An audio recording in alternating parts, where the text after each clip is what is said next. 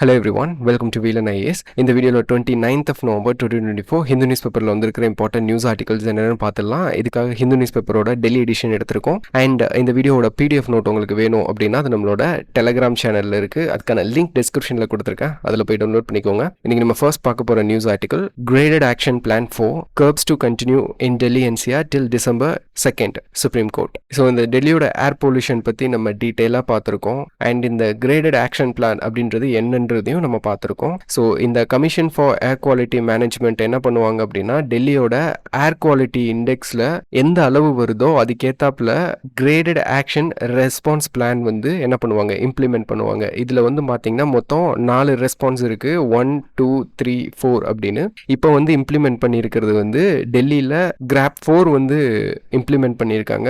இது வந்து ஏர் quality index வந்து 450 தொட்டாதான் இந்த 4 வந்து இம்ப்ளிமெண்ட் பண்ணுவாங்க, which means severe plus category. So industries function ஆகிறதுல ரெஸ்ட்ரிக்ஷன்ஸ் இருக்கும், ஸ்கூல்ஸ் ஆப்ரேட் ஆகாது, வெஹிக்கிள்ஸ் வந்து டெல்லியில் என்டர் ஆகிறதுக்கு ரெஸ்ட்ரிக்ஷன்ஸ் இருக்கும். அண்ட் இது ரிலேட்டடாக என்ன இஷ்யூ போயிட்டு இருக்குன்னு நமக்கு தெரியும். ஃபார்மர்ஸ் எப்படி பைபாஸ் பண்ணுறாங்க ஸ்டபிள் பேனிங்கில் கண்டினியூ பண்ணுறதுக்கு, அண்ட் வெஹிக்கிள்ஸ் எப்படி டெல்லிக்குள்ளே என்டர் ஆகுது, இந்த இஷ்யூஸ் எல்லாம் நமக்கு தெரியும். ஓகே, இதை வந்து commission for air quality management இருக்காங்க இல்லையா, அவங்களோட ரெஸ்பான்சிபிலிட்டி இது இந்த பொல்யூஷன் லெவலை கண்ட்ரோல் பண்ண வேண்டியது. இந்த கிரேடட் ஆக்ஷன் பிளான் 4 இம்ப்ளிமெண்ட் பண்ணதுக்கப்புறம் டெல்லியில் வந்து பார்த்தீங்கன்னா சர்டன் வெஹிக்கிள்ஸ் வந்து என்ட்ராகிறத இவங்க தடுத்து நிப்பாட்டணும். இப்போ கோர்ட் வந்து என்ன அப்சர்வ் பண்ணியிருக்காங்க அப்படின்னா, டெல்லியில் ட்ரக்ஸ் இதெல்லாம் உள்ள என்ட்ரு ஆகிட்டு தான் இருக்குது. ஏன் இவங்க வந்து என்கொயர் பண்ணுறப்போ சிஎக்யூஎம் என்ன சொல்கிறாங்க அப்படின்னா, நாங்கள் டெல்லி கமிஷனருக்கு என்ன பண்ணிட்டோம்னா சர்க்குலர் வந்து கொடுத்துட்டோம், அவங்க கண்ட்ரோல் பண்ணலைன்ற மாதிரி அவங்களோட பாயிண்ட் சொல்லியிருக்காங்க.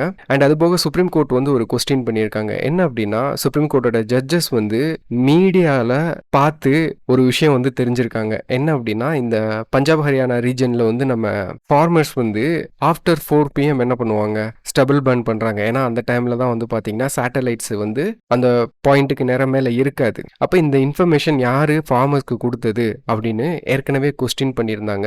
அதை இப்போ மீடியா மூலமாக தெரிஞ்சிருக்காங்க. ஃபார்மர்ஸ்க்கு அந்த இன்ஃபர்மேஷன் கொடுத்தது யார் அப்படின்னு பார்த்தீங்கன்னா அஃபிஷியல்ஸ் தான் அந்த இன்ஃபர்மேஷனை ஃபார்மர்ஸ்க்கே கொடுத்துருக்காங்க. ஸோ இதை வந்து கண்டெம் பண்ணியிருக்காங்க கோர்ட். இதை வந்து டோட்டலாக என்ன சொல்லியிருக்காங்கன்னா, கவர்மெண்ட் தரப்புல இருந்து இது வந்து ஒரு அப்ஜெக்ட் ஃபெயிலியர்னு சொல்றாங்க. ஸோ சுப்ரீம் கோர்ட் வந்து ஒரு விஷயத்தை இப்படி அப்ஜெக்ட் ஃபெயிலியர்னு மென்ஷன் பண்றாங்கன்னா, அது வந்து கவர்மெண்ட் மேல ஒரு ஹோப்லெஸ்னஸ் வந்து அவங்க கொண்டு வராங்க.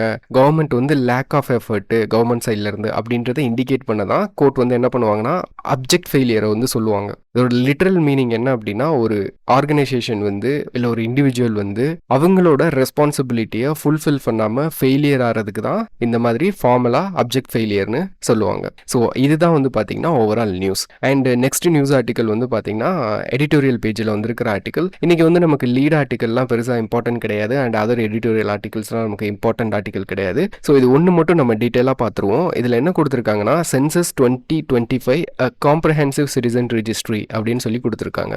சரி, இந்த சென்சஸை சுற்றி பெரிய இஷ்யூ இருக்குது. அதாவது வந்து பார்த்தீங்கன்னா 2021 டெக்கேனியல் சென்சஸ் வந்து நம்ம கண்டக்ட் பண்ணுவோம். ஈவன் பிரிட்டிஷ் காலத்திலேருந்து இந்த சென்சஸ் வந்து நம்ம கண்டக்ட் பண்ணிட்டு இருக்கோம். ஆனால் 2021 எடுக்க வேண்டிய சென்சஸை இன்னும் எடுக்கலை. இதுக்கு வந்து பார்த்தீங்கன்னா பொலிட்டிக்கல் ரீசன் இருந்தாலுமே இதை வந்து ஓப்பனாக நம்மளால சொல்ல முடியாது. ஏன்னா இப்போ ரூலிங் கவர்மெண்ட் இருக்காங்க இல்லையா, அவங்க லோக்சபாவோட சீட்டை அடுத்த எலெக்ஷனுக்கு, அடுத்த ஜெனரல் எலெக்ஷனுக்கு இன்க்ரீஸ் பண்ணுற பிளானில் இருக்காங்க. அதனால சென்சஸை வந்து டிலே பண்ணுறதுல ஒரு ரேஷனல் இருக்கு, அவங்க பொலிட்டிக்கல் ஸ்ட்ராட்டஜி இருக்கு. பட் அதுக்குள்ளலாம் நம்ம போக வேணாம். ஒரு வழியா இப்போ வந்து பாத்தீங்கன்னா சென்சஸ் 2025 வந்து எடுக்கிற பிளான்ல இருக்காங்க. ஆனா இந்த தடவை எடுக்க போற சென்சஸோட வந்து பாத்தீங்கன்னா என்ன பண்ண போறாங்கன்னா, நேஷனல் பாப்புலேஷன் ரெஜிஸ்ட்ரி இதையும் வந்து ரெடி பண்ண போறாங்க. இப்போ என்பிஆர் வந்து கண்டக்ட் பண்ண போறாங்கனாலே என்ன அர்த்தம் அப்படின்னா, என்ஆர்ஐசி அதாவது national register of Indian citizen இதை வந்து எஸ்டாப்ளிஷ் பண்ண போறாங்கன்னு தான் அர்த்தம். அதாவது சிட்டிசன்ஷிப் அமெண்ட்மெண்ட் ஆக்ட் வந்து கொண்டு வந்தாங்க இல்லையா, இதுக்கு வந்து நேஷன் வைடு வந்து பயங்கரமா ஒரு ப்ரோட்டஸ்ட் நடந்தது. அந்த ப்ரோட்டஸ்ட் நடந்ததுக்கு அப்புறம் 2020 2021 இப்போ இருக்கிற என்டிஏ கவர்மெண்ட், அதாவது ரூலிங் கவர்மெண்ட் வந்து என்ன சொல்லியிருந்தாங்கன்னா, இந்த நேஷனல் பாப்புலேஷன் ரிஜிஸ்ட்ரிக்கும் என்ஆர்ஐசி நாங்கள் எஸ்டாப்ளிஷ் பண்ண போறதுக்கும் சம்மந்தம் இல்லைன்னு சொல்லிட்டு இருந்தாங்க. But that is obvious. Population register எடுக்கிறாங்கன்னா என்ஆர்ஐசி வந்து கொண்டு வர போறாங்கன்னு தான் அர்த்தம். ஏன்னா 2019ல என்ஆர்ஐசி வந்து பாத்தீங்கன்னா அஸ்ஸாம்ல கம்ப்ளீட் பண்ணி முடிச்சாங்க. அஸ்ஸாம்ல இதை கம்ப்ளீட் பண்ணி முடிக்க போறதுக்கு முன்னாடி நேஷனல் பாப்புலேஷன் ரெக்கார்டு வந்து எடுத்து தான் அந்த டேட்டா வச்சு தான் என்ஆர்சியவே முடிச்சாங்க. அப்போ இந்தியா லெவலுக்கும் இதுதான் அப்ளை பண்ண போறாங்க. இப்ப சென்சஸோட சேர்த்து என்பிஆர் எடுக்கிறாங்க அப்படின்னா இவென்ச்சுவலா என்ஆர்ஐசி வந்து எஸ்டாப்ளிஷ் பண்ண போறாங்கன்னு தான் அர்த்தம். ஓகே, இப்போ இந்த ஆர்டிக்கல்ல என்ன கொடுத்துருக்காங்கன்னா, இப்போ என்ஆர்ஐசி வந்து வர்ற மாதிரி இருந்தா என்பிஆர் எடுக்கிறாங்க அப்படின்னா அதோட கான்சிக்வன்சஸ் என்ன அண்ட் அதை எப்படி எஃபெக்டிவா நம்ம இம்ப்ளிமெண்ட் பண்றது, அதை எப்படி அப்ரோச் பண்ணணும் தான் இந்த ஆர்டிக்கல்ல வந்து டிஸ்கஸ் பண்ணியிருக்காங்க.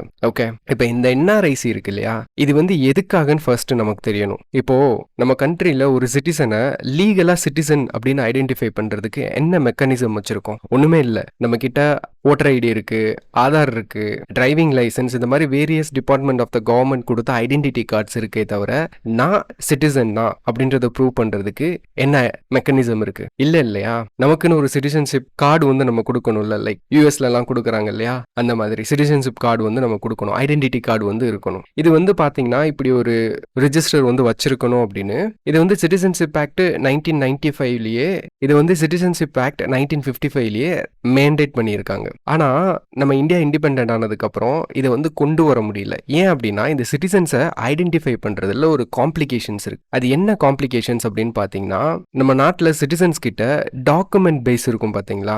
நான் சிட்டிசன்ஸ் தான் அப்படின்னு ப்ரூவ் பண்ணணும்னா என்கிட்ட டாக்குமெண்ட் வேணும், ஓட்டர் ஐடி இருக்கணும், ஏதோ ஒரு டாக்குமெண்ட் இருக்கணும், நான் இங்கே தான் இருக்கிறேன், இங்கே தான் வாழ்ந்துட்டு இருக்கேன் அப்படின்னு. ஆனால் அந்த டாக்குமெண்ட் பேஸ் வந்து ரொம்ப வீக்காக இருக்கு. அதுவும் எஸ்பெஷலி ரூரல் ஏரியாஸ்ல இன்னுமே வீக்காக இருக்கு. இங்கே பாருங்க, நம்ம வந்து 2024ல இருக்கோம். ஆனால் இன்னுமே சில ஏரியாவில் எலக்ட்ரிஃபிகேஷன் இல்லை, வாட்டர் சப்ளை இல்லை, அவங்க கிட்ட ரேஷன் கார்டு கிடையாது, ஓட்டர் ஐடி கிடையாது, ஆதார் கிடையாது, இன்னுமே இருக்காங்க.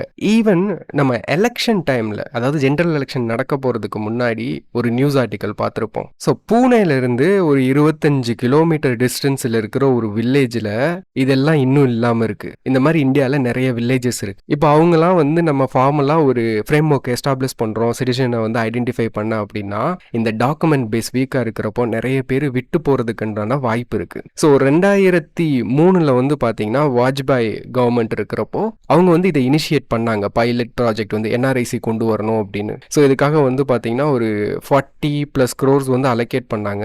அந்த ப்ராஜெக்ட் வந்து 2009லயே டிராப் பண்ணிட்டாங்க. ஏன் டிராப் பண்ணிட்டாங்க அப்படின்னா அதோட எஃபிகேசி வந்து ரொம்ப கம்மியா இருந்தது. வெறும் பார்ட்டிசிபேட் பண்ணதுல ஒரு 45% தான் என்ன பண்ணியிருக்காங்க, அவங்களுக்கு சிட்டிசன்ஷிப்காக எலிஜிபிள் ஆயிருக்காங்க.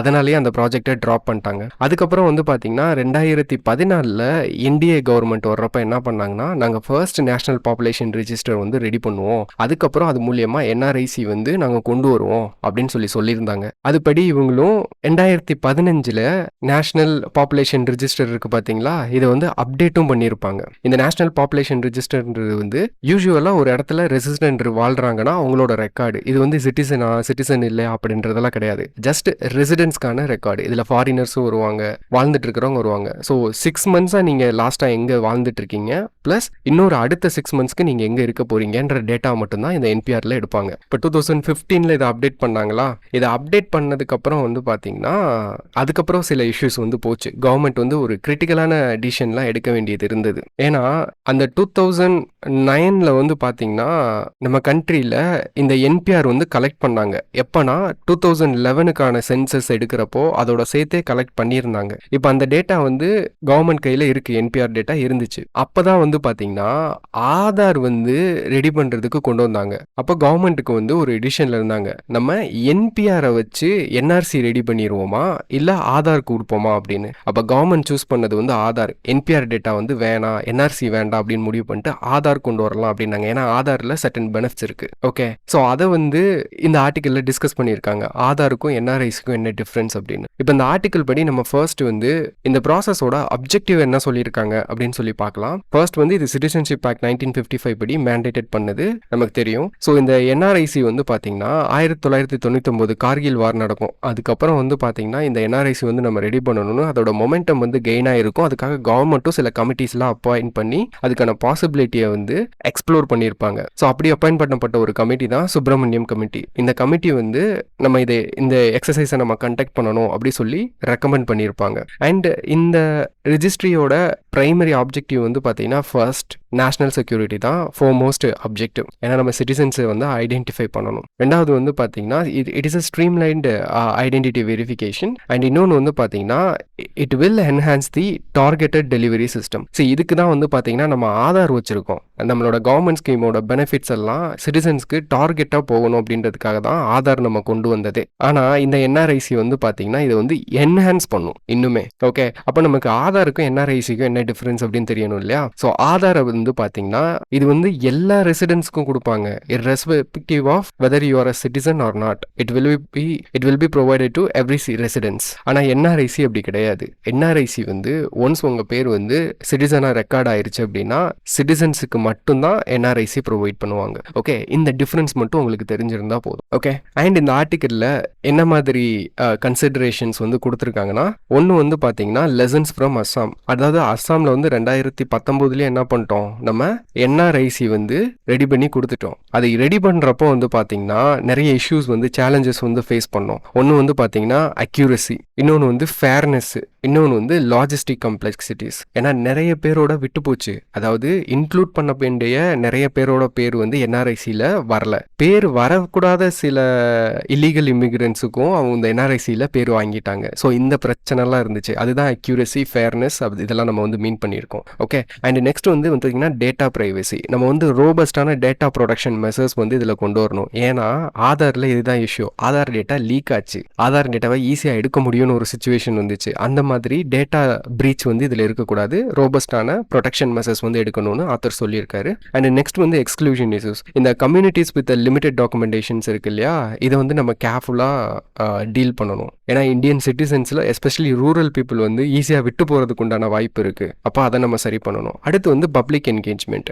இப்போ வந்து கம்யூனிட்டியில் டாக்குமெண்ட்டே இல்லாட்டினாலும் நம்ம பீப்புளோட உதவியோட அவங்களோட என்கேஜ்மெண்ட் மூலியமாக அவங்களோட ஐடென்டிஃபிகேஷன் அண்ட் அசிஸ்டன்ஸ் மூலியமாக என்ன பண்ண முடியும், ஒரு இன்க்ளூசிவ், ஈக்விட்டபிள் அண்ட் எஃபெக்டிவான என்ஆர்ஐசி வந்து நம்மளால ரெடி பண்ண முடியும் அப்படின்னு சொல்லிட்டு இந்த ஆத்தர் வந்து டிஸ்கஸ் பண்ணியிருக்காரு. Okay, that's all about this news article. Next news article, armies making great progress in implementing settlement China. So ரீசெண்டாக வந்து பார்த்தீங்கன்னா இந்தியாவுக்கும் சைனாக்கும் நடுவில் இந்த பைலேட்ரல் என்கேஜ்மெண்ட்ஸில் வந்து பார்த்தீங்கன்னா ஒரு இம்ப்ரூவ்மெண்ட் வந்து நடந்துட்டு இருக்கு. ஸோ லைன் ஆஃப் ஆக்சுவல் கண்ட்ரோலில் வந்து பார்த்தீங்கன்னா டிஸ்என்கேஜ்மெண்ட் அக்ரிமெண்ட் போட்டதுக்கப்புறம் இப்போ என்ன பண்ணியிருக்காங்கன்னா, அதாவது கோஆர்டினேட்டட் பேட்ரோலிங் தெம்சாக் இந்த ஏரியாலலாம் ரெஸ்யூம் பண்ணியிருக்காங்க. ஸோ அதை வந்து பார்த்தீங்கன்னா சைனாவோட டிஃபென்ஸ் மினிஸ்ட்ரியோட ஸ்போக் பர்சன் வந்து என்ன பண்ணியிருக்காருன்னா இதை சொல்லியிருக்காரு. எஸ்பெஷலி ஆஃப்டர் நம்மளோட பிஎம் அண்ட் சைனீஸ் பிரசிடென்ட்டோட மீட்டிங்க்கு அப்புறம் இது நடந்திருக்கு. ஸோ ஓவராலாக நமக்கு இப்போ இதோட கண்டெக்ஸ்ட் என்ன தெரியணும் அப்படின்னா, இந்தியாவுக்கும் சைனாக்கும் நடுவில் ஒரு பாசிட்டிவ் டெவலப்மெண்ட்ஸ் வந்து நடந்துட்டு இருக்கு. ஒன்று வந்து பார்த்தீங்கன்னா இப்போ அந்த பேட்ரோலிங் ரெஸ்யூம் பண்ணியிருக்கோம். இன்னொன்று வந்து ஹை லெவல் என்கேஜ்மெண்ட் வந்து நடக்குது. நம்மளோட டிஃபென்ஸ் மினிஸ்டரும் சைனாவோட டிஃபென்ஸ் மினிஸ்டரும் இப்போ ரீசெண்டாக வந்து பார்த்தீங்கன்னா மீட் பண்ணாங்க. அதுக்கடுத்து வந்து பார்த்தீங்கன்னா நம்மளோட பிரைம் மினிஸ்டரும் சைனாவோட பிரசிடென்ட்டும் இப்போ மீட் பண்ணியிருக்காங்க. இந்த மாதிரி ஹை லெவலில் என்கேஜ்மெண்ட் வந்து நடக்க ஆரம்பிச்சிருக்கு. இன்னொன்று வந்து பார்த்தீங்கன்னா கான்ஃபிடென்ஸ் பில்டிங் மெஷர்ஸ் வந்து எடுக்க ஆரம்பிச்சிருக்காங்க. அண்ட் இன்னொன்று, அதாவது இந்த 2020 அந்த ஸ்டாண்ட் ஆஃப் நடந்துச்சு இல்லையா இந்தியாவுக்கும் சைனாக்கும் கல்வான் வேலியில், அதுக்கப்புறம் வந்து பார்த்தீங்கன்னா அந்த மாதிரி இன்சிடென்ட்ஸ் எதுவும் நடக்கக்கூடாதுன்னு, ரெக்கரன்ஸ் வரக்கூடாதுன்னு இப்போ மெஷர்ஸ் வந்து எடுத்துட்டு இருக்காங்க. ஸோ இந்த மாதிரி ஒரு பாசிட்டிவ் ஆஸ்பெக்டில் நம்மளோட ரிலேஷன்ஷிப் வந்து போயிட்டு இருக்கு. அதை வந்து லைக் இந்தியா வந்து எலஃபெண்டாகவும் சைனா வந்து டிராகனாகவும் இது வந்து ஒரு ஹார்மோனியஸ் டான்ஸாக வந்து நம்ம கொண்டு போகணும் அப்படின்ற மாதிரி இவரோட ஸ்டேட்மெண்ட்டில் வந்து சொல்லியிருக்காரு. ஸோ அதுதான் இந்த நியூஸ் ஆர்டிக்கல். அண்ட் அதுக்கப்புறம் வந்து பார்த்தீங்கன்னா நீங்கள் இன்னும் கொஞ்சம் மேக்ரோ பெர்ஸ்பெக்டிவ்ல பார்த்தீங்கன்னா உங்களுக்கு தெரியும். அதாவது இப்போ யுனைடெட் ஸ்டேட்ஸில் வந்து அதானிக்கு அகேன்ஸ்டாக அந்த கரப்ஷன் கேஸில் வந்து அந்த கம்பெனிக்கு அகேன்ஸ்டாக கேஸ் போட்டிருக்காங்க இல்லையா, அது வந்து பிரைபிங் பண்ணி தான் சில டீல்ஸை வந்து செக்யூர் பண்ணாங்க அப்படி சொல்லிட்டு அலிகேஷன்ஸ் வந்து வச்சிருக்காங்க. இதை கொஞ்சம் அப்சர்வ் பண்ணிங்கன்னா தெரியும், இந்தியா சைனா வந்து க்ளோஸ் ஆகிறனால தான் யூஎஸ்ஏ வந்து அதுக்கு ரியாக்ட் பண்ணுறாங்க இந்த மாதிரி இந்தியன் கம்பெனி மேலே அலிகேஷன் வச்சு. ஏன் இதுக்கு முன்னாடி இவங்க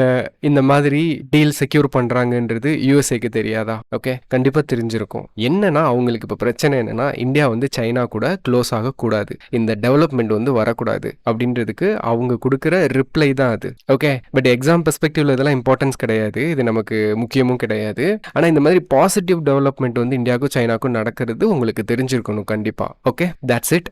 அண்ட் நெக்ஸ்ட் நியூஸ் ஆர்டிக்கல் வந்து பார்த்தீங்கன்னா ராஜ்யசபாவோட சேர்மன், அதாவது நம்மளோட வைஸ் பிரசிடென்ட் என்ன சொல்லியிருக்காருன்னா, disruptions are a malady, parliament risk sliding into irrelevance says Dhankhar. இது வந்து பார்த்தீங்கன்னா நமக்கு வந்து மெயின்ஸுக்கு ஒரு பொட்டன்ஷியலான டாபிக் இது. இப்போ இதில் நம்மளோட ராஜ்யசபாவோட சேர்மன், நம்மளோட வைஸ் பிரசிடென்ட் என்ன சொல்லியிருக்காருன்னா, பார்லிமெண்ட்ரி டிஸ்ரப்ஷன்ஸ் பற்றி பேசியிருக்காரு. அதாவது வந்து பார்த்தீங்கன்னா பார்லிமெண்ட்டோட ரூல்ஸ் 267 இருக்கு. இந்த 67 படி என்ன பண்ணிக்கலாம்னா, மெம்பர்ஸ் வந்து இப்போ நேஷனல் லெவலில் ஏதாவது ஒரு இம்பார்ட்டன்ட் இஷ்யூ வந்து வருதுன்னு வச்சுக்கோங்களேன், அதில் பார்லிமெண்ட் டிஸ்கஸ் பண்ணுறதுக்காக என்ன பண்ணுவாங்கன்னா, இந்த ரூல் 267 படி அட்ஜர்ன்மெண்ட் கொடுத்து அன்னைக்கு நடக்கிறதுக்கு ஏற்கனவே ஷெட்யூல் வந்து ப்ரிப்பேர் பண்ணியிருப்பாங்க இல்லையா, அதை வந்து கேன்சல் பண்ணிட்டு அந்த நேஷனல் இம்பார்ட்டன்ஸான அந்த ஒரு இஷ்யூவை வந்து பார்லிமெண்ட்டில் டிஸ்கஸ் பண்ண ஆரம்பிப்பாங்க. அதுக்காக கொண்டு வரப்பட்ட ஒரு ப்ரொவிஷன் தான் இந்த ரூல் 267. இதை வந்து மிஸ்யூஸ் பண்ணுறதா சொல்லியிருக்காரு. ஏன் மிஸ்யூஸ் பண்ணுறதா சொல்லியிருக்காரு அப்படின்னா, இப்போ ரீசெண்டாக காங்கிரஸ் வந்து பார்த்தீங்க அப்படின்னா இதை வந்து அதிகமாக யூஸ் பண்ணுறாங்க.